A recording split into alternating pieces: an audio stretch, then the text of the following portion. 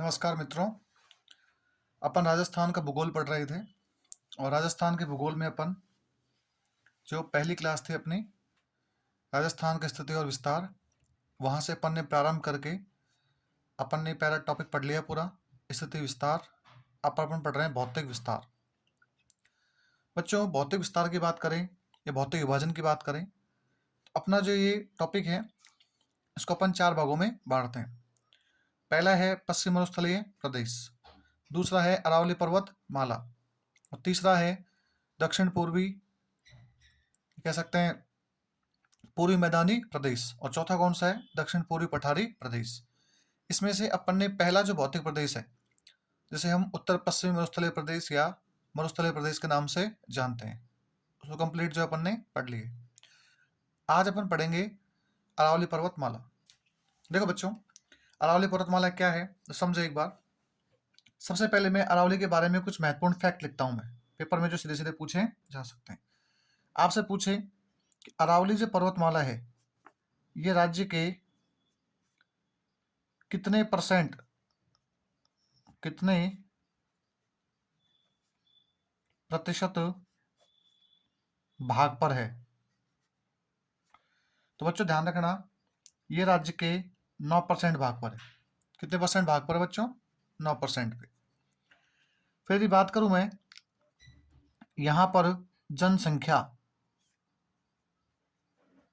यदि मैं बात करूं यहां पर जनसंख्या तो बच्चों टोटल राजस्थान की जो पॉपुलेशन है उसको अपन 100% मान ली तो 100% में से यहाँ पर जनसंख्या निवास करती है वो है 10%। कितने हैं बच्चों? 10%। उसके बाद हम बात करें बच्चों वर्षा, उसके बाद हम बात करें बच्चों वर्षा, यहाँ वर्षा कितनी होती है? ध्यान रखना बच्चों, अरावली पर्वतमाला जो है इसमें 50 से लेके 100 सेंटीमीटर तक क्या होती है? वर्षा। ध्यान रखना, मिलीमीटर नहीं, ये सेंटीमीटर है। मिलीमीटर बनाने के लिए इसमें 10 से मल्टीप्लाई कर देंगे अपन। अब यदि बात करूं बच्चों मैं यहाँ की जलवायु कैसी है, यदि बात करूं मैं यहाँ की जलवायु कैसी है, अरावली जो पर्वतमाला है यदि बात करूं इसकी जलवायु, जलवायु ध्यान रखना बच्चों, इसकी जलवायु है उप आर्द्र। कैसी है? उपाद्र। मतलब यहाँ मौसम ना ज़्यादा शुष्क रहता है ना ज़्यादा कह सकते हैं आर्द्र मौसम होता है। नॉर्मल मौसम जो है उपाद्र बना रहता है। अब देखो बच्चों, यदि मैं अरावली की बात करता हूँ तो सबसे पहले अपन देखेंगे अरावली जो है पर्वतमाला ये किस प्रकार से इसका उद्भव होता है और अरावली पर्वतमाला कहाँ से आई और क्या इसका सिस्टम है। तो देखो बच्चों, सबसे पहले हम बात करें तो अरावली जो पर्वतमाला है उसके बारे में अपन और कुछ देखते हैं। देखो बच्चों, सबसे पहले बात करता हूं मैं इसकी उत्पत्ति। किसकी बात करता हूं बच्चों? उत्पत्ति। यदि मैं उत्पत्ति की बात करूं तो बच्चों अरावली पर्वतमाला जो है ये आज से लगभग 65 करोड़ वर्ष पूर्व, कितने वर्ष पूर्व? 65 करोड़ वर्ष पूर्व। और 65 करोड़ वर्ष पूर्व जो है उस समय एक युग था प्री कैम्बियन। कौन सा बच्चों था? Pre Cambrian. जब आप भूगोल को आगे जाकर अध्ययन करोगे तो वहाँ एक आता है आर्द्र महाकल्प या एरोजोइक एरा। और आर्द्र महाकल्प जो है उसमें जो कल्प है वो कौन सा है? Pre Cambrian. और प्री कैम्बियन जो है इसका समय लगभग 65 करोड़ वर्ष पूर्व का समय था। उस समय क्या बनी थी? अरावली। अब बच्चों काम का सवाल क्या है, अरावली की उत्पत्ति कब होती है? तो क्या बोलोगे? प्री कैम्बियन युग में। क्या बोलोगे बच्चों?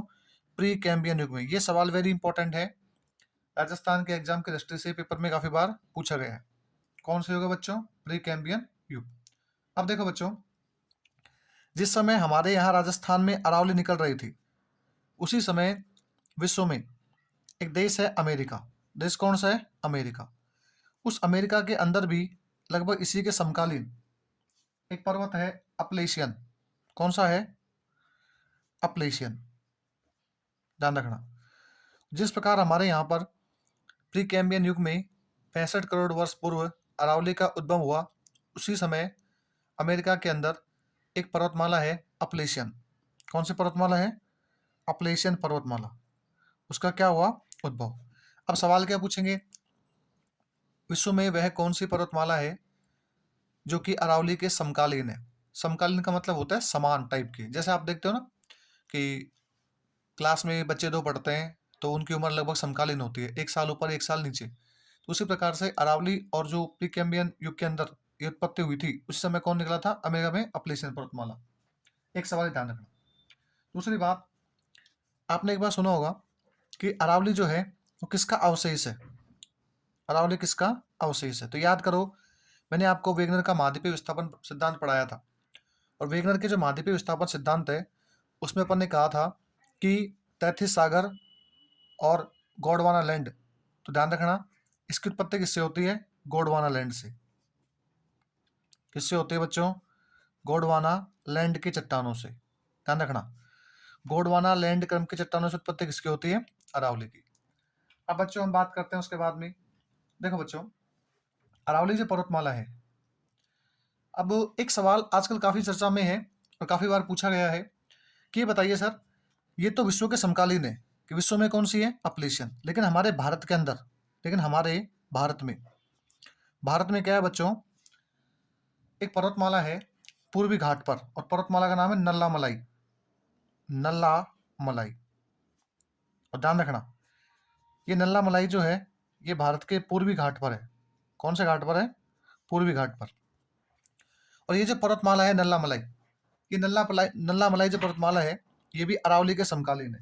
ये भी क्या है? अरावली के समकालीन। तो ध्यान रखना बच्चों, आपसे पूछे अरावली के समकालीन कौन सी है, तो क्या बोलोगे? भारत में नल्ला मलाई पर्वत श्रृंखला। ये सवाल पेपर में काफी बार आ चुका है, ध्यान रखना। आजकल RSMSSB जो बोर्ड है उसके द्वारा ये सवाल काफी बार पूछा गया है कि भारत में वह कौन सी पर्वतमाला है जो कि अरावली के समकालीन है। तो क्या बोलोगे बच्चों? नल्ला मलाई। विशेष तौर पे बात ध्यान रखना, कौन सी है? नल्ला मलाई। अब यदि बात करूँ मैं नल्ला मलाई के बाद में और क्या फैक्ट बन सकते हैं बच्चों, तो देखो, अरावली जो पर्वतमाला है, अरावली जो पर्वतमाला है, ये अरावली पर्वतमाला हमारे राजस्थान के अंदर, हमारे राजस्थान में ये दक्षिण पश्चिम से उत्तर पूर्व, किधर है बच्चों? दक्षिण पश्चिम से उत्तर पूर्व की ओर, दक्षिण पश्चिम से उत्तर पूर्व की ओर विस्तारित है। दक्षिण पश्चिम से उत्तर पूर्व की ओर विस्तारित है। बच्चों ये वेरी इंपॉर्टेंट सवाल है, रीट में आ चुका है, उसके अलावा काफी एग्जाम में पूछा गया है कि राजस्थान में अरावली पर्वतमाला की दिशा कौन सी है, तो क्या बोलोगे? दक्षिण पश्चिम से उत्तर पूर्व। आपको हो सकता है कुछ बुक्स में अलग मिल जाए, लेकिन ध्यान रखना दिशा हमेशा कौन सी होगी? दक्षिण पश्चिम से उत्तर पूर्व। अब ये तो हमारे अरावली को लेकर कुछ सामान्य बातें हो चुकी है। अब अपन अरावली के उत्पत्ति के बारे में देखते हैं कि अरावली कहाँ से निकली है, क्या सिस्टम है, आराम से अरावली के बारे में पढ़ते हैं। ठीक है। अब देखो बच्चों, यदि मैं अरावली की बात करूं तो अरावली जो पर्वतमाला है इसका विस्तार, चलो आप एक बार अरावली देखते हैं अपन अरावली क्या है। तो ये हमारा क्या है बच्चों? ये हमारा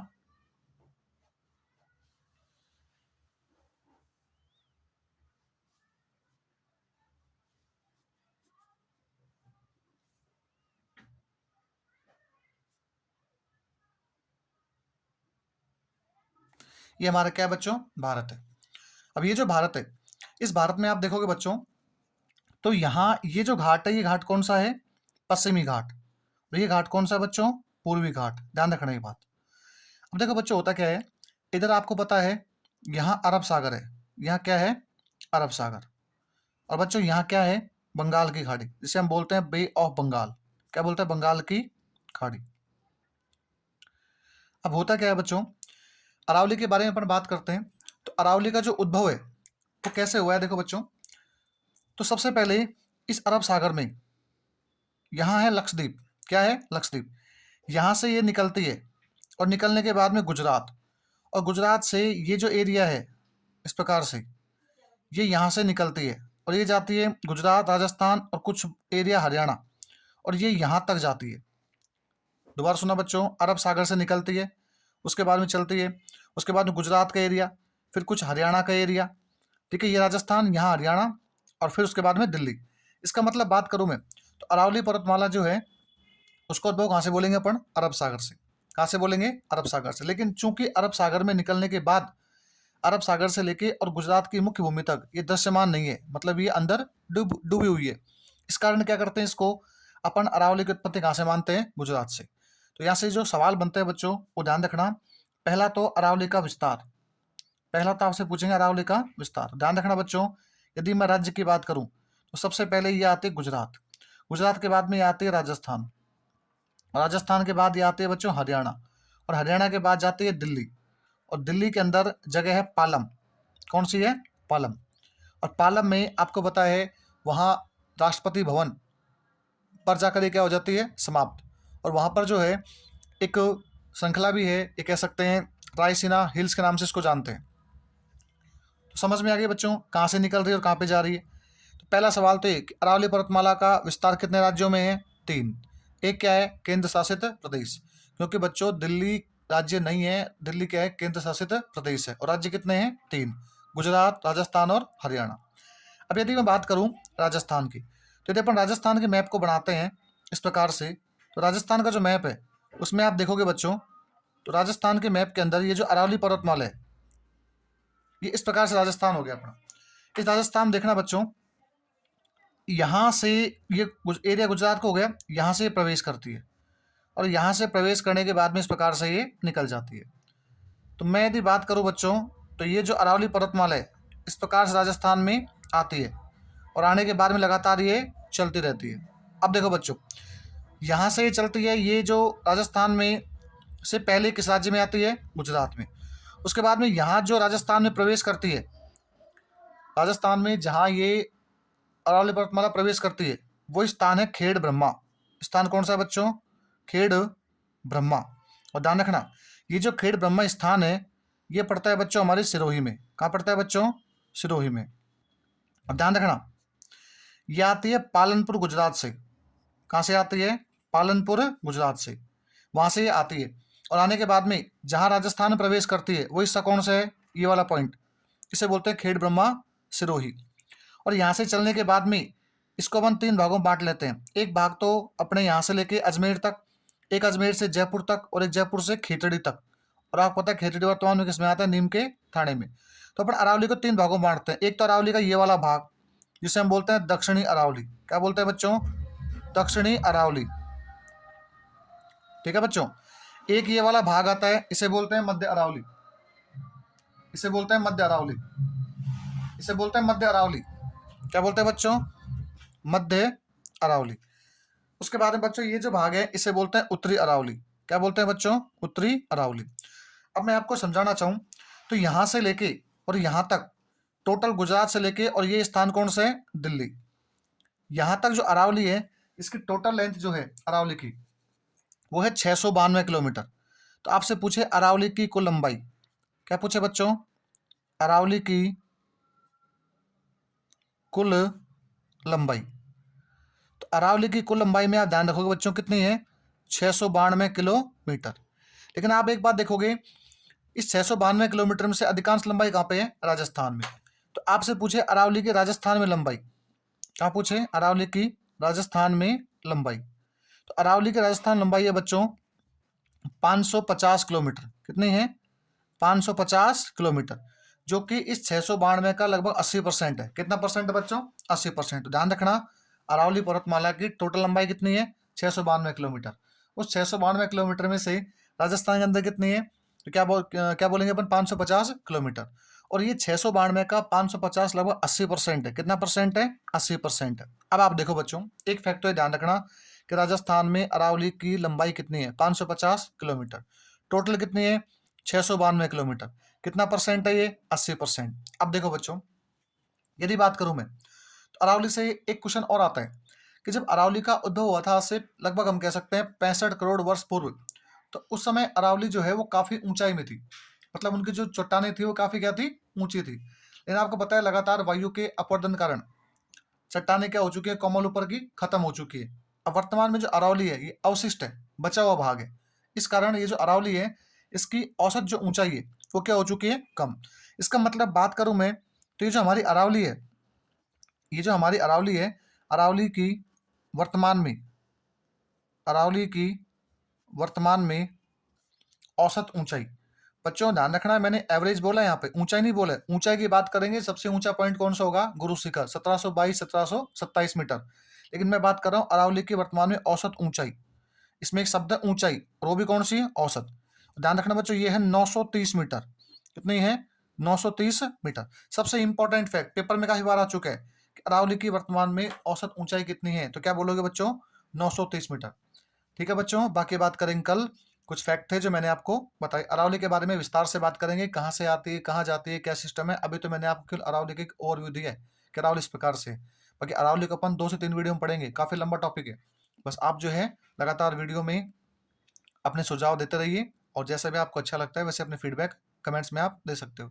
ठीक है, थैंक यू।